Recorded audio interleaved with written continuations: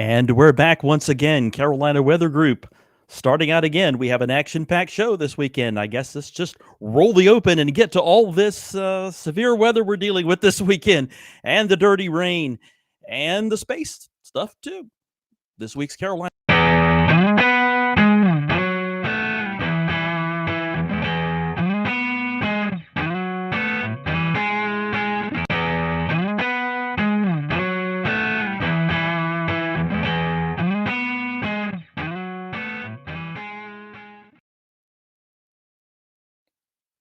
Good evening, y'all, and welcome back to Carolina Weather Group. We think we have our technical difficulties straightened out, so here we go again. Frank Strait here with James Brierton. He's in Charlotte. I'm in Columbia. So we have one North Carolina representative and one South Carolina representative here. James, where were we? I forgot. We were resolving some technical problems for anybody who was trying to stream with us live on YouTube and Facebook. Audio podcast listeners, you've got the best deal in the house because you saw nothing wrong, and that's all good. But we were talking about the severe weather threat that's going to come our way, and also letting our audience know that we're training a new member of our team behind the scenes. So we will introduce you to her sometime soon. But she's got her hands on the controls, and the technical problem, for the record, not her doing. It was something else. It was all James's fault. But Vicky, if you could go over to that first scene for SPC on Friday, I want to show people what this NOAA outlook is, because Frank, this big area of enhanced severe weather here for Friday, this will be March the 14th, is probably going to put on a pretty big show. That's a 3 out of 5 severe risk there, Frank.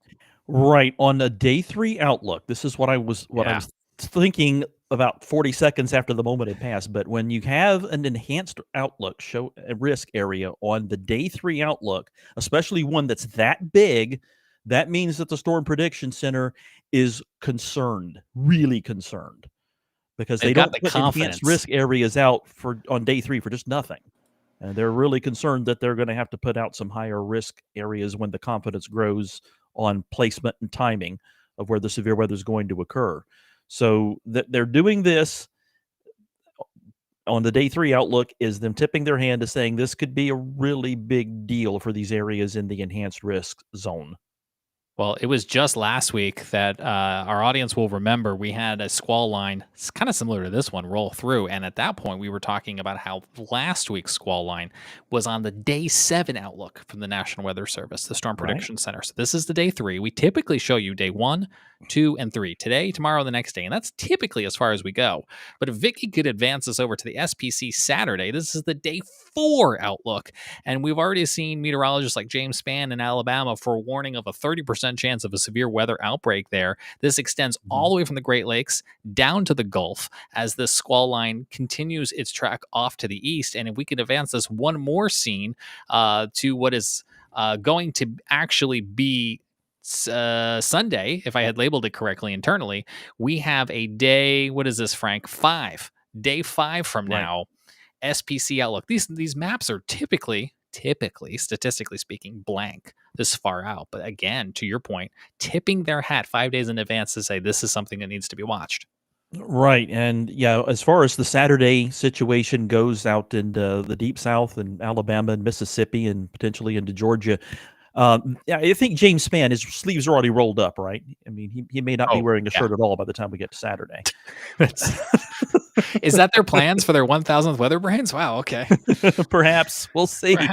But right, he's deeply concerned too about what's coming his way, and we're concerned about what's coming our way this weekend. It looks as though we will see the action spread into the Carolinas late Saturday night, and then across the rest of the Carolinas into the I-77 corridor and ports east as we go through Sunday. But there is some question about timing of this thing. What you're looking at here is the GFS forecast showing precipitation over the last 3 hours and surface pressure. And that comes to the east, and it shows the squall line, the GFS does, getting into the Carolinas, the western Carolinas after midnight Saturday night, and then pushing off the Outer Banks coast Sunday night. Other models look a little different. The arrival time in the west is about the same, but it moves things slower across the Carolinas, which would be pretty bad for you in the coastal plain areas and maybe even as far west as I-77, because the European model doesn't really get the storms to that area until afternoon when it's had some time to warm up.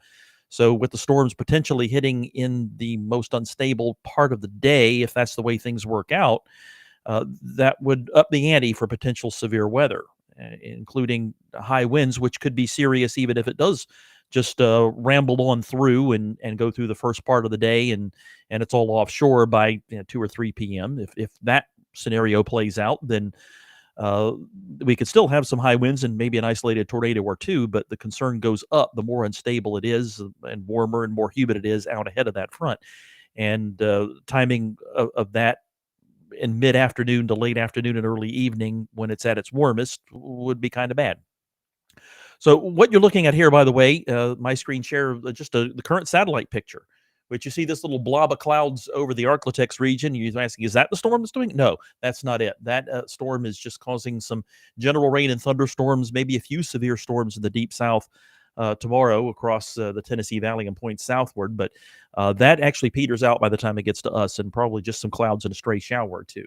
It's that much more impressive storm out west moving into the West Coast now is the one that is our concern for this weekend. And go into the Weather Prediction Center and their maps. This is after midnight tonight. A little storm going again through the Arklatex region with a few thunderstorms.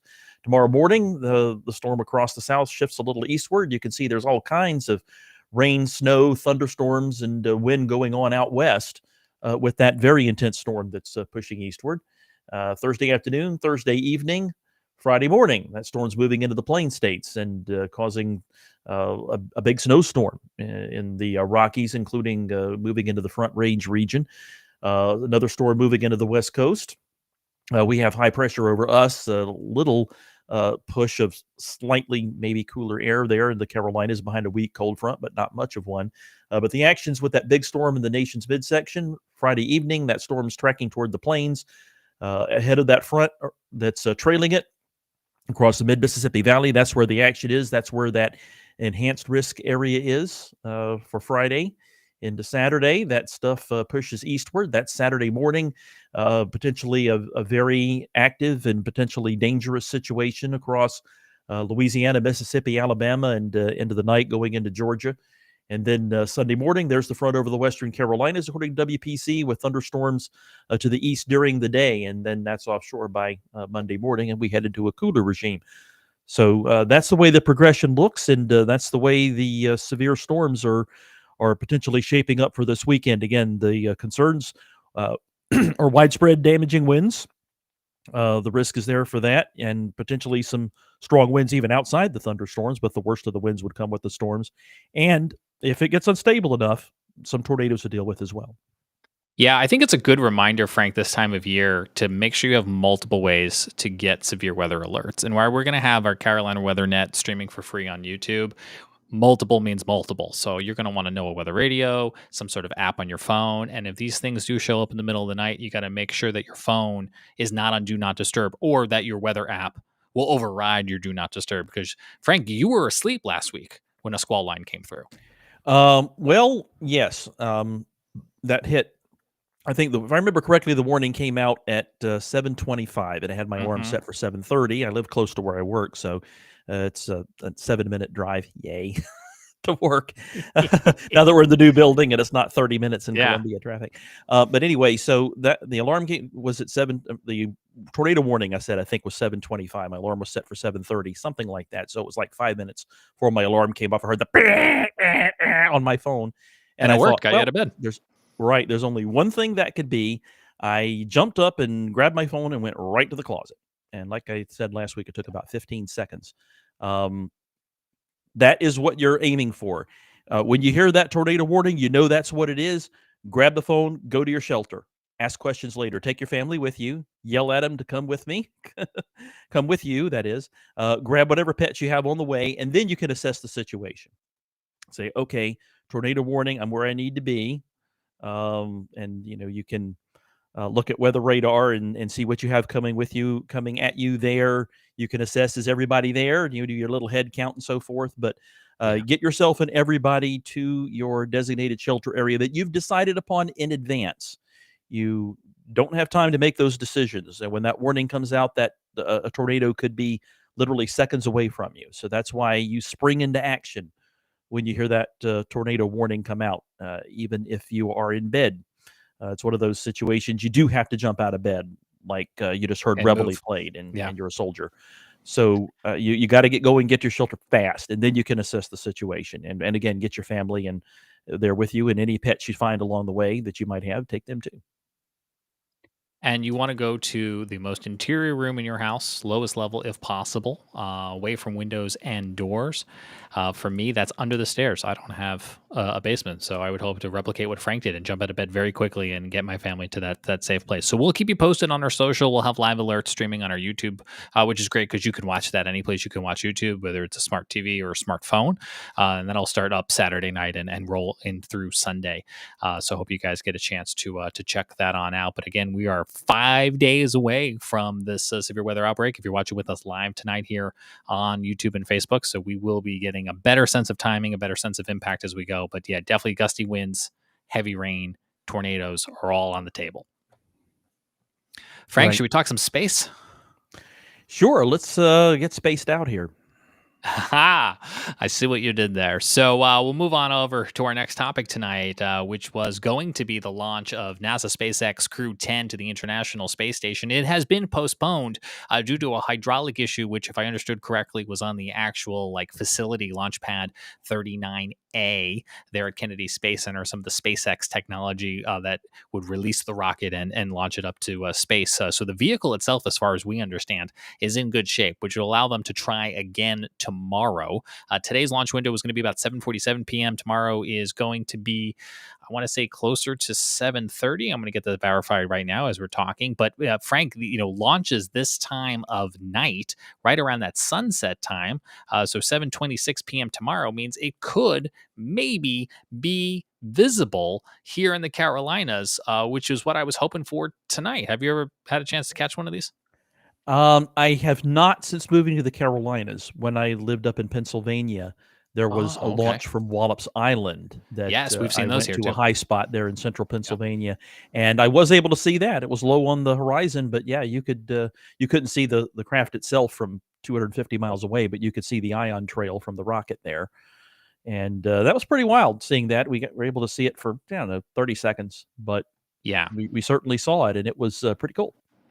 Yeah, tomorrow will be interesting because I actually looked at the clock today at about 7:25, trying to judge what the light is now that we are sprung ahead, and it's difficult to know exactly whether or not this launch will be visible because what we needed is it to be dark enough at the surface so that the sky kind of has that nice contrast between where we are on the ground and what the setting sun is still illuminating, because even when it is Yeah. dark on the ground, if we are just minutes after that sunset, we're still seeing things illuminated. Matter of fact, I saw a plane go by today and I was like, that's the exact science at play there. They still have sunshine up there, and that's what we need in order to see some of these rocket launches. We also need the trajectory to be off to the north and to the east for us here in the Carolinas, and that's what we're going to get when they launch from Kennedy to try to get over to the space station. But whether or not the lighting's going to be right tomorrow, I don't know. But you Yeah. would want clear visibility off to essentially the south and the east, depending on exactly where you are.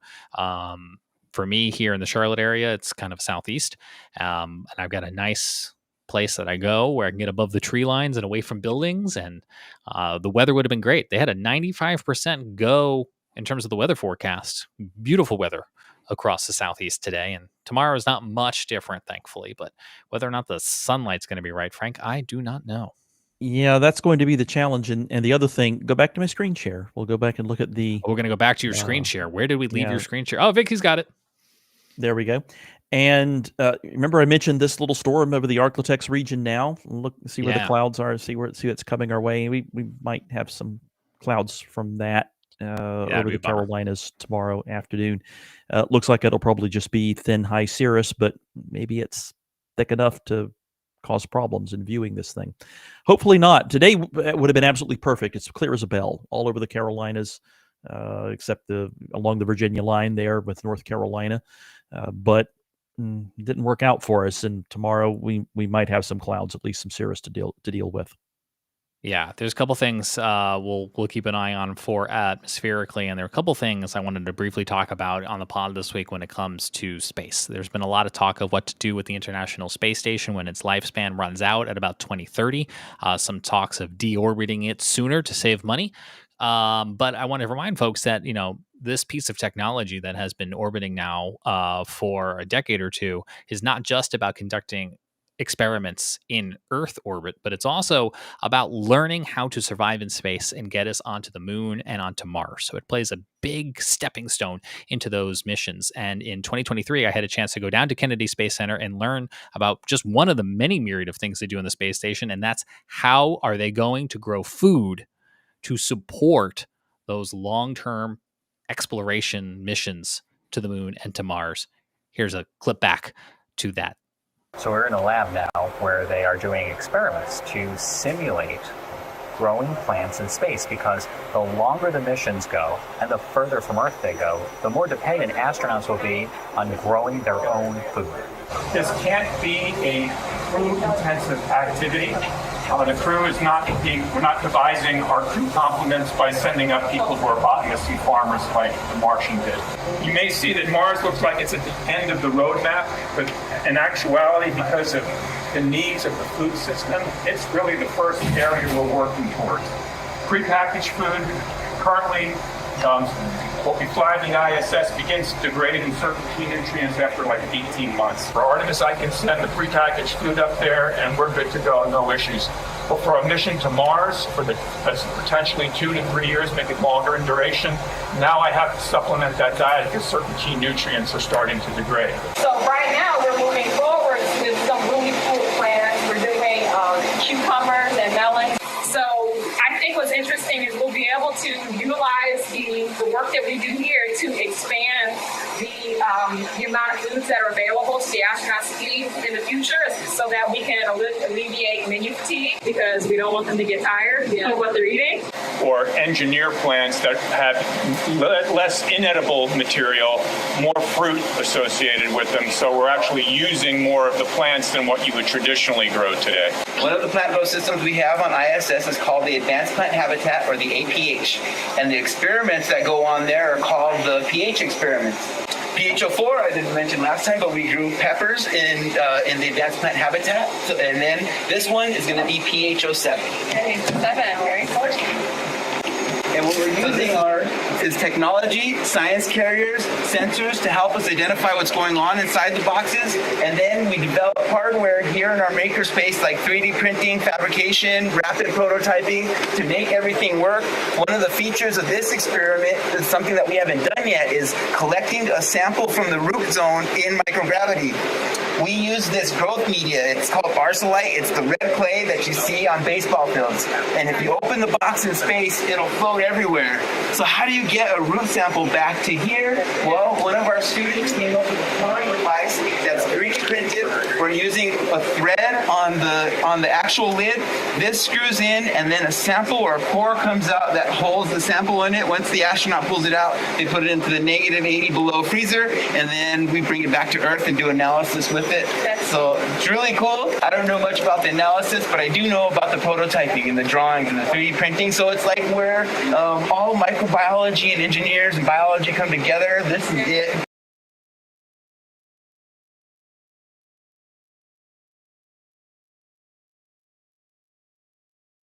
Frank was in our DM there while that was playing out, asking me, is this like The Martian, the book or the movie, depending on your preference? And it absolutely is, because there's no way we can send enough food with the humans as they make their long trek to Mars. So they're trying to find out the best variables to grow food optimally in space. It's really cool when you think about it. And it was one of the many things that day, Frank, that I just had not thought of until they brought this topic up.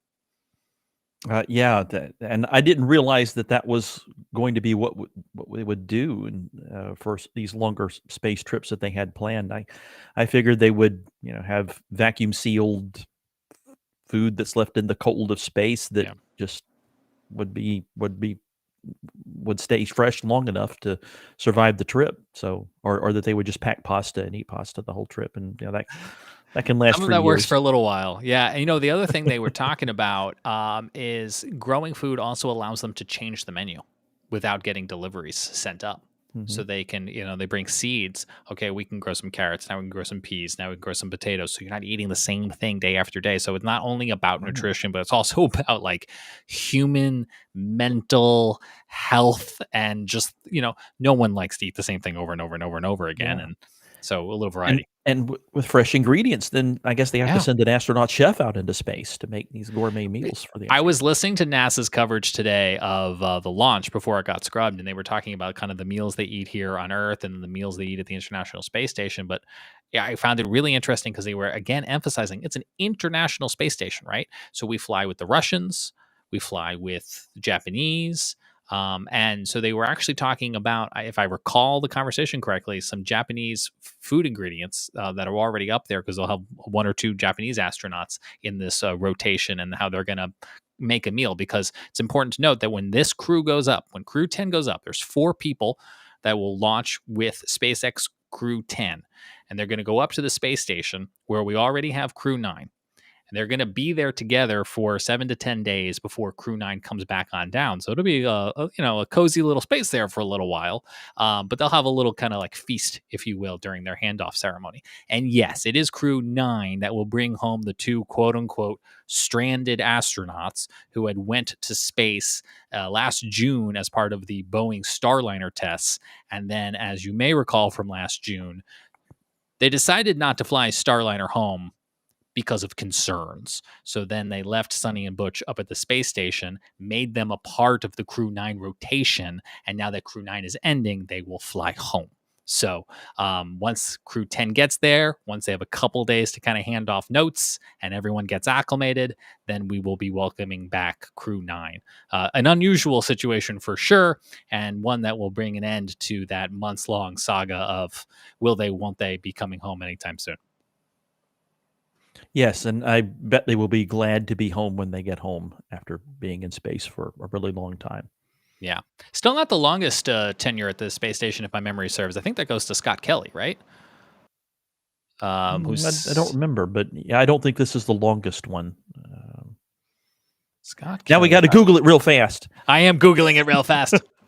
Because I think Scott Kelly, who's now a senator, he had a twin brother, so they saw an opportunity. If I'm remembering this correctly, he spent 520 days in space, according to Google AI. And the idea was to compare his physiology to his twin brother when he came home. So, like, it was the best they would ever have of, like, we have 2 identical twins. No 2 humans are the same, but these guys are close. And they examined them before he went up to space. And then when Scott Kelly came back from space, they compared him to himself, but also compared it to his brother to see how your body changes from longest time in space. Yes, he holds the record for longest single mission, 340 days on the International Space Station, a record for any American, nearly a year. That's Because almost a it year, does yeah. things to it does stuff to your bones and lack of Right, gravity, the man. bones get less dense and Yeah. right. Yeah, not fun. So anyway, we'll look for this Crew 10 launch as soon as tomorrow, 7:20. What did I say? 25, 7:26 p.m. Eastern time, and again, maybe with some luck, we'll be able to catch it in the night sky. So very Yeah, cool. we can just keep those clouds off to the west until after the launch. Be really Oh, nice. we should mention, and this isn't on our rundown, which is a thing our new director Vicky's going to learn about me. Is that I just get harebrained thoughts from left field. Last week we talked about one of the 2 private companies trying to get to the moon with their lunar lander. We had Intuitive Machines, who was still set to land during the show. They were on the eve of landing. They're making it a habit of landing sideways. So Intuitive Machines mission will not be completed. We do a Fireflies mission that is successful and ongoing. And we also have a lunar eclipse that happens and peaks at approximately 3 a.m. on Friday. So if for some reason you're up and about at 3 a.m. on Friday, you can go enjoy the full red moon, worm moon lunar eclipse. Something like that. It'll be red. Right. It's worm moon because it's March, but it's happening at 3 o'clock in the morning. Enjoy. I'm just going to sleep through it. Same. That's my plan. All right, back to the plan. Let's talk about the dirty rain. This was not a term I was familiar with, Frank. No, and no, not the name of a Prince song back in the 80s. That does fit, actually. No, I will not sing it. But yeah, walk us No, I'm through. not This going is to the either. visual. Nobody wants This to is hear that. this is the visual that the Weather Service put out. I don't know if I got this here in Charlotte, but I know Raleigh got it. I know Sam Walker on the Outer Banks got it. I don't know if you got it in Columbia, but it was raining dirt.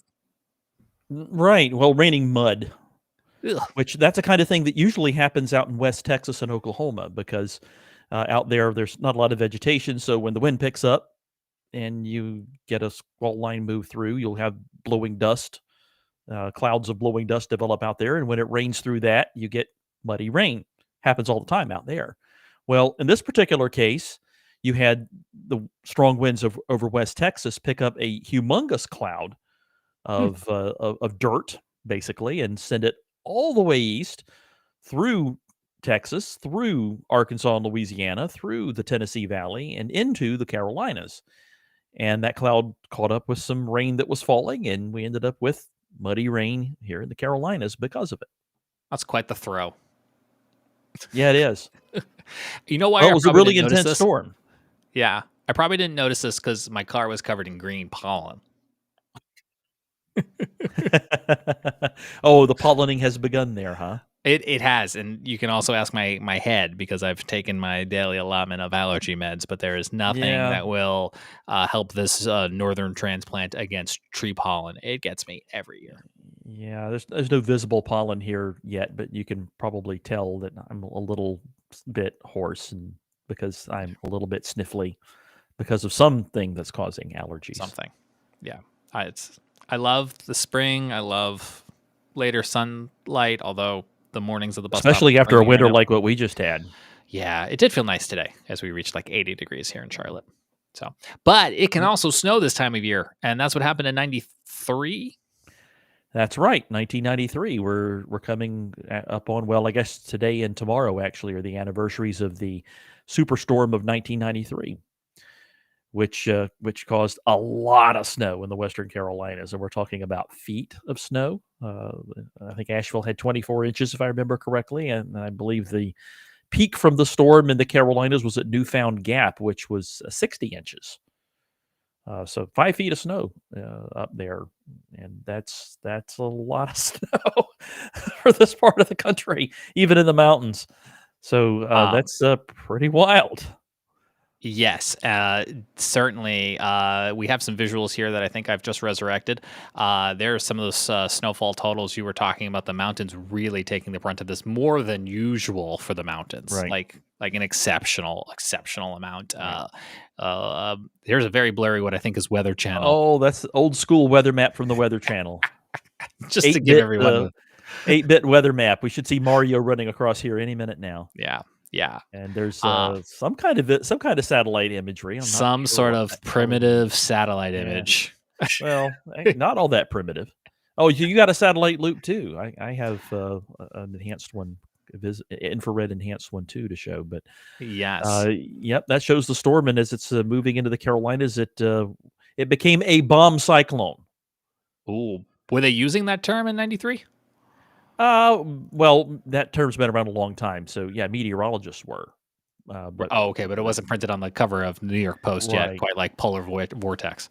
Right, or polar vortex or Alberta clip. I was doing some research yesterday on the cold snap of 1985, and people were widespread. The Alberta Clipper was a widespread use and being used wrong because the Alberta Naturally. Clipper was the storm and cold front that led the extremely cold air in, but people were calling the extremely cold air the Alberta Clipper, and that was wrong. Yeah. So, Cart before the horse. yep. Yeah, but the media you have- has been improperly using weather terms for decades now. It's Look, nothing I new under try. the sun. I try as hard as I can. I can't. Yeah, I you can't actually get it control all right most of the time because you Well, thank have you. you have a because I have you guys meteorologist to lean on. that will ridicule Yeah. you if you get it wrong, right? Yeah, you'll be calling or texting me going, "What did you do?" Oh my God, I don't know. Yeah. Did you have something on your screen share you wanted to show, or did my Yeah, it's satellite just suffice? a wide angle view of that storm from 1993. Yeah, we'll see if we can find where we There took it the screen is. share. There it is. Okay, that is a so nice yeah, that is a image. nice wide-angle view. That's from the University of Wisconsin. The satellite that this comes from is actually not one of ours. Our GOES satellite had conked out somehow. I don't remember what the actual issue was, but they moved one of the European Space Agency satellites Really? over to cover for it until we could get another one in orbit. So this is Meteosat 3 imagery that we're looking at here of the 1993 superstorm. And the interesting things, aside from the storm, is that look, you get to see all the way up to the North Pole here, and notice how it's all Yeah. green up there because this is infrared satellite, so it's sensing temperatures rather than the actual clouds. But you can infer where the clouds are because that's where the colder stuff is. But notice up north in Canada, it's all green because it's like 20 below up there. And you're looking, but some of that's clouds. The stuff that's moving is clouds, but the stuff that isn't moving is just cold ground. It's very interesting to me that we borrowed a satellite because when you put this on the screen, I did think to myself, wow, that's a pretty good resolution for 1993, especially compared to like what we were seeing on TV. Right. Well, over the years, there have been some improvements in the spatial resolution of satellite imagery, but it hasn't been as great as the increase in temporal resolution. Like, for example, today you can get a scan of the entire globe that's facing the satellite every 10 minutes. But back in Yeah. this day, it was every 30 minutes you would It get a took scan. longer to download. Right. Well, it took longer to scan and it took longer to download. That's true. That's true. Yeah. All right. Well, A there you lot have it. longer That's to the download. 1993 Superstorm. Yeah, right. You thought your internet at home was, well, no one had internet at home in 93, but you thought dial up was slow. I'm sure this was really painstakingly slow. Yeah, I think it was. I think it was even slower than dial-up speeds downloading it from the Yeah. satellite, and Yeah. of course each one of these frames would be like a megabyte or so resolution. So it would take a long time to download this stuff. This is not the only weather event that we have this time of year to mark. We're also going to take you back to 1962 for the great storm of Ash Wednesday. We've got some VO here to show you, some video that comes to us from a documentary that was recently produced. And I must have left the sound on it, so I've killed that for us. Sorry about that. That's my bad. But let's tell you about the Ash Wednesday storm of 1962. It was a powerful, what we would now call extratropical nor'easter, one of the most destructive storms in the mid-Atlantic history. Strong as a major hurricane, killing 40 people and injuring 1,000. It caused hundreds of millions in damage across 6 states, including here in the Carolinas. The storm lasted through 5 high tide cycles, earning its nickname Five High Storm. But it's best known as the Ash Wednesday storm because it peaked on March 7th, 1962. Let's hear a little bit more about the flooding that came with those high tides, and we have this archival soundbite to take you back to 1962.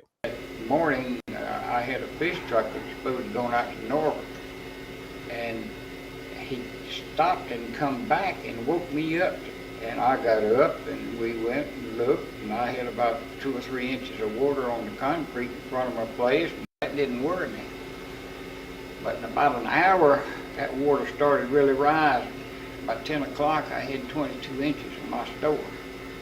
And we knew something was bad wrong then.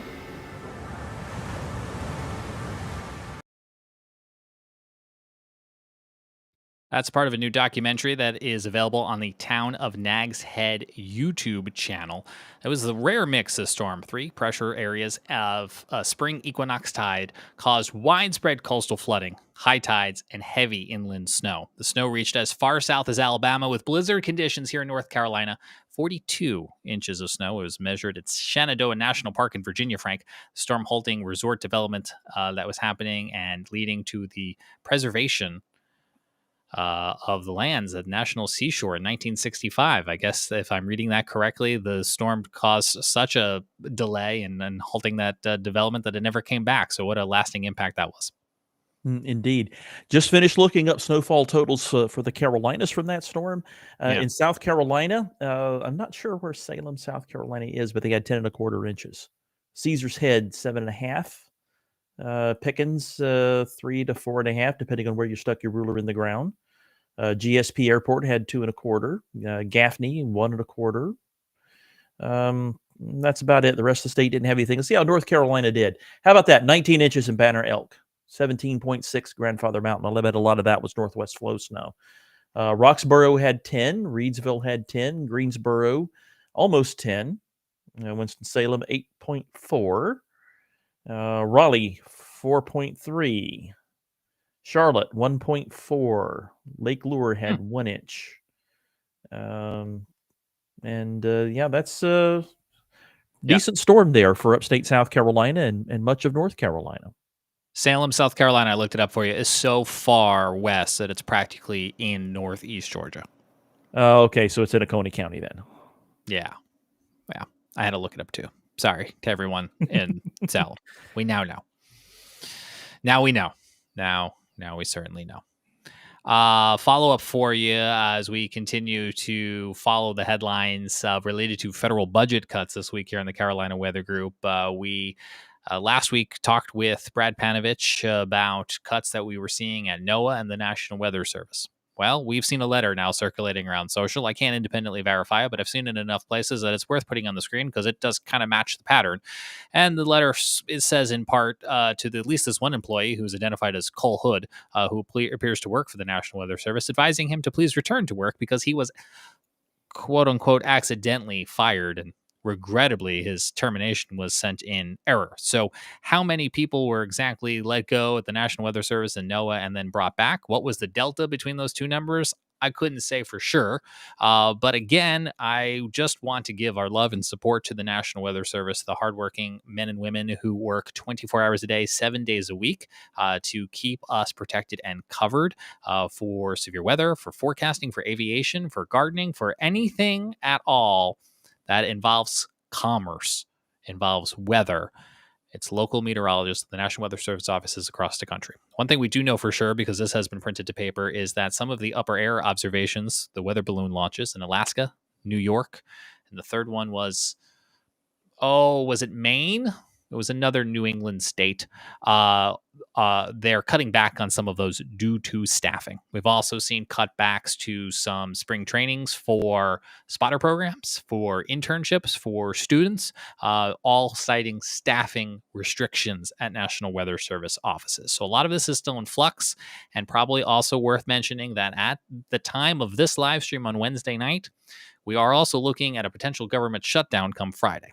I bring that up because previous government shutdowns left federal workers, such as National Weather Service employees, working unpaid for some time. They got the back pay when the government reopened, but on top of all that's going on with DOGE and the presidential administration's goals to cut down budgets, it is also possible that if lawmakers can't come to a budget resolution by Friday, that we could see a repeat where federal workers who are considered essential keep working temporarily unpaid. So, politics aside, Frank, I wouldn't want to go to work unpaid.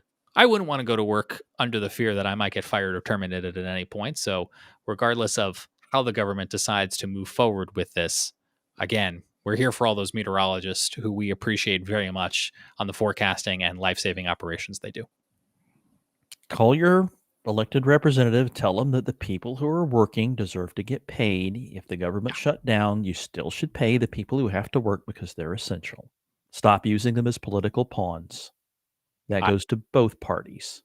Yes. And there, little realism here. Let's just say hypothetically, the government does shut down on Friday. These men and women are going to go to work this weekend, and they're going to issue those life-saving severe weather alerts throughout the country for the severe weather that we told you about at the start of this show. And we would love for them at the end of the day to have the money they need to go home to keep a roof over their head and food on their table. Right. So what's fair is fair. If they have to work, they should get paid, period. Yeah. We will keep our finger on that pulse as best we can and kind of give you updates as things go on. But that's kind of where we're at this week. Confusion and question marks. And we'll see. We'll see. Right. We're drawing to a close here on this week's edition of the Carolina Weather Group. But I think you had a staffing announcement you wanted to share.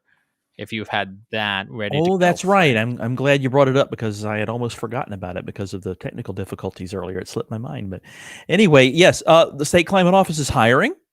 If you are a meteorologist or climatologist or hydrologist and have experience with and want to work with drought and South Carolina's farmers, we have an open position, and we would love to have you apply for it. It's our drought coordinator, water resources meteorologist or climatologist rather position. And if you are interested, careers.sc.gov is where you will find the way to apply and the job listing. And if you're not somebody who's interested in that, but you know somebody who might be, tell them to come check out that job listing so that we can have a good pool of candidates, and maybe your friend will be the one that gets hired. There you go. This is completely unrelated to the previous topic, but segues nicely because this is a good example of a career opportunity that is available in South Carolina. That's right, and you can come and work with me. Your That's office can be right around the corner from mine, or maybe right next door, depending upon where you get put in the new building. You guys do have a fancy new building there in Columbia, and I'll have to come and see it and learn more about it. You get to work with Frank and Melissa, so that is certainly some good news. Frank, Right, before we go, getting to work with Melissa is even better than getting to work with me. I would agree with that because you said it. I'm agreeing with you. Before we go, I know awesome. She is wonderful. You took a picture of your desk right before we went on, and you put it in our Slack.